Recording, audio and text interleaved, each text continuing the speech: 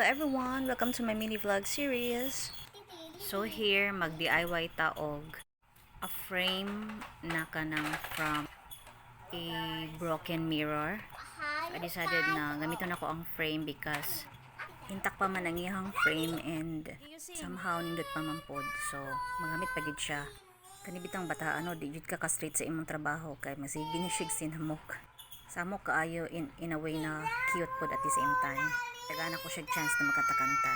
So mo lagi ni dali ra unta ang trabaho pero ang trabaho mahimo siya usa ka adlaw tungod sa kaning bataan ni. Lihok kaayo. Honestly, di ko kabaon ni mag-align oy. But maningwa gyud ta kay para ma-achieve to ang ato ang DIY.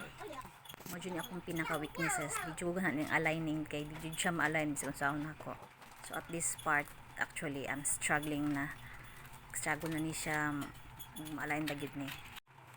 So tanaw na to guys if maka-align ba gid ng bayhanan ni.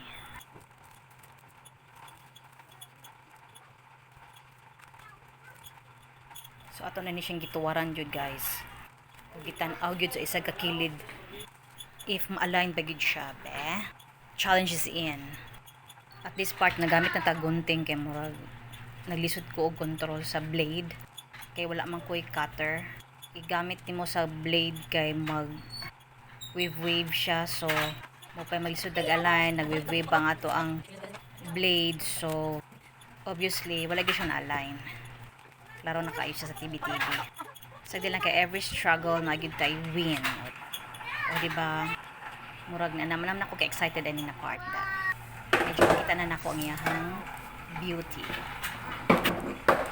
So here, ito lang siyang gitarang gamay, pilit diri. Ito, hinahinay na og pilit para mas smoothen and dili siya magburot-burot or magbubbles, di ba?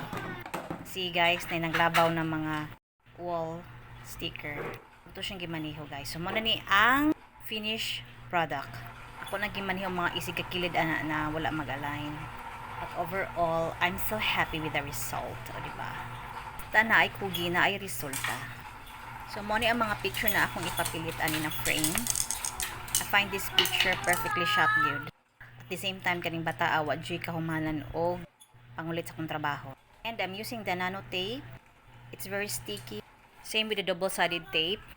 Usually, kanina akong gigamit kada na ako yung mga DIY. Even na ako ipapilit sa wall. Kaya if mapulaan na kasi imong gidecor, pwede rin mo on anytime without staining your wall. So here is the finished product.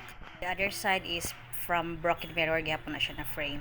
Sayang kayo i-dispose when yung pong jud yung frame. So much as well, ito siya gamitin for frame, for as photo frame, di ba? So thank you for watching guys. See you on my next vlog. Thank you. Bye-bye.